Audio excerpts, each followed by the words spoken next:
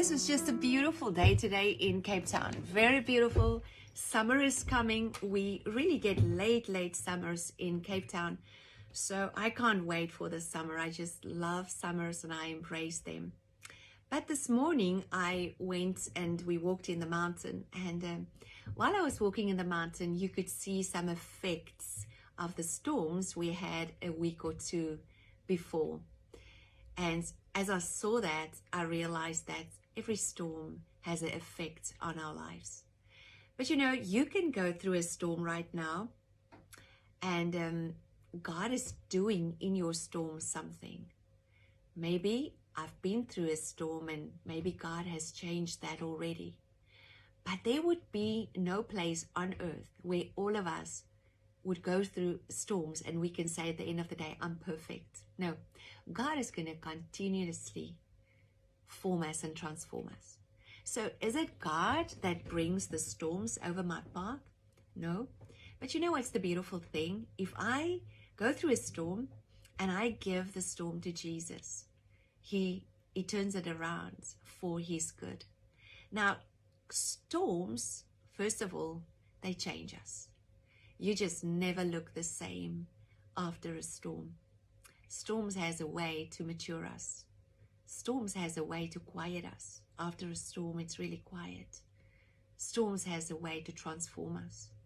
Storms, I've learned, it's not always a bad thing. So I'm not saying that Jesus brings the storms over us, but through the storms, He changed our lives. And he teaches us through storms. Now, the first thing that I've learned through storms is storms can correct us. Sometimes we go through storms and we are like 2-year-olds and we throw a tantrum. I want it now, God. And God shows us the condition of our hearts through the storm. And He corrects us actually in saying, no, look at the motive of your heart. You just wanted my hand. No, this is not the way to handle this. And I always look out for the correction as well in a storm. Sometimes we get upset in storms because we got hurt. And, you know, even if you got hurt in the storm, God is stretching us a bit again and again and again. He's stretching us. And He says, I want you in the storm to do what I would have done. And so, yes, storms many a time correct. Hebrews 12 verse 5, He says, my child, don't make light of the Lord's discipline and don't give up when He corrects you. So yes, He can use storms to correct you. For the Lord disciplines those He loves, and He punishes each of His acceptors, each of His children. He even punishes us. You know, there are times when we just follow our own mind and we decide to do this or this. Wasn't really God's will. Or we didn't even ask God, Lord, if it's your will. And then we could make a mistake. And then God corrects us and say, this was not my will.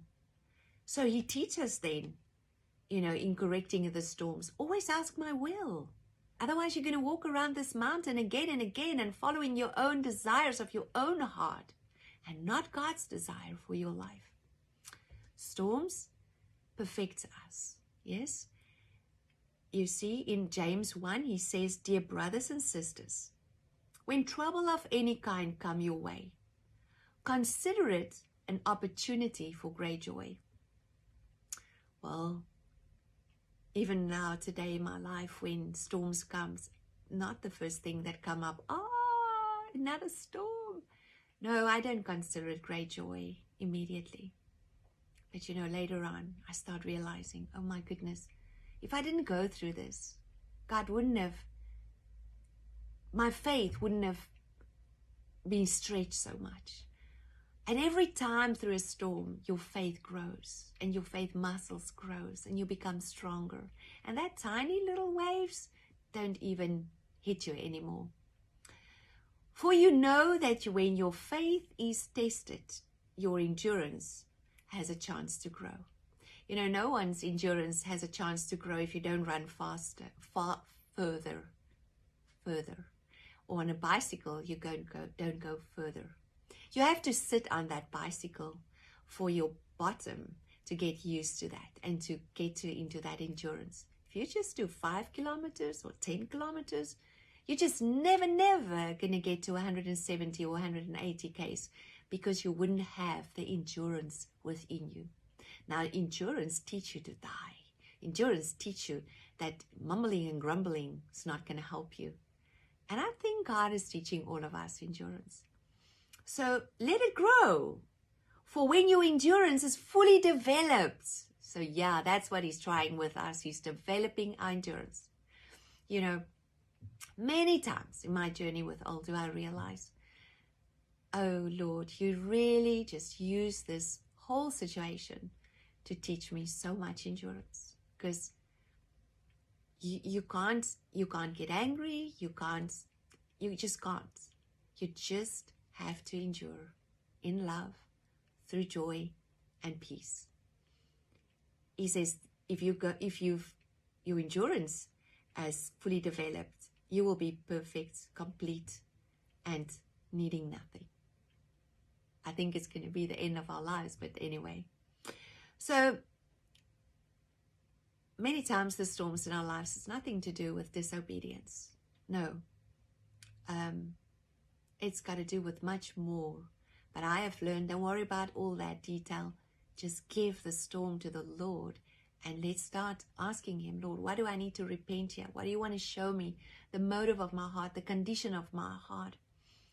And a good thing to remember in a storm, don't always put your finger in someone else's eyes. While you are still doing that while you're in a storm and you blame the world around you, that's so immature, so childlike. So then, storms that protect. I love this one. Matthew 14. Immediately Jesus made the disciples to get into the boat and go to the other side and meet him on the other side while he dismissed the crowd. Now, you know, sometimes storms comes in our life and we don't realize, why this now, Lord? I didn't expect this to happen. And God said to me, because I'm protecting you.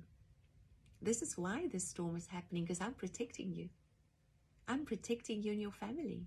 So you have to go through this storm. You know, when they were on the boat, it wasn't easy for them. It was a hard storm.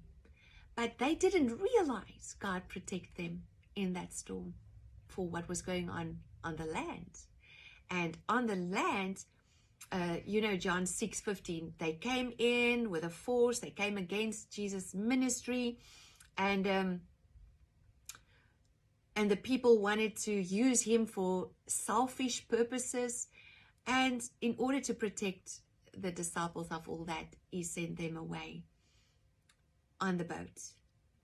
And they faced a storm on the Sea of Galilee.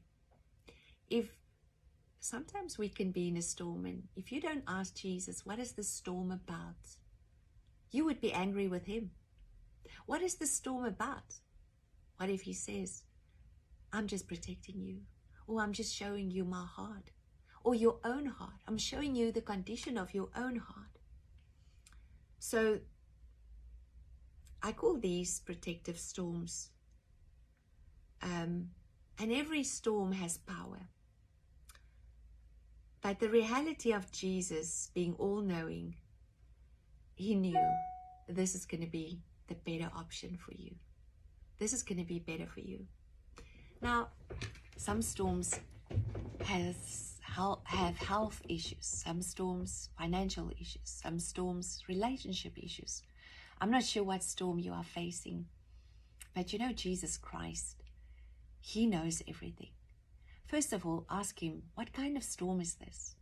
And ask him, what do you want me to repent, Lord? Lord, what do you want me to show about my own heart? Forgive me that I always want to find the fault in someone else's life. What do you want to show me about my own life today, Lord? Will you show me? Storms has a way to make us mature.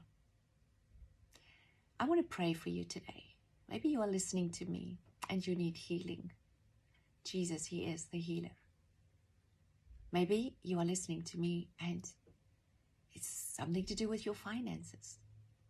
All the cattle on 1,000 hills belongs to him. He's a good father. Maybe you're listening to me and you have relationship issues.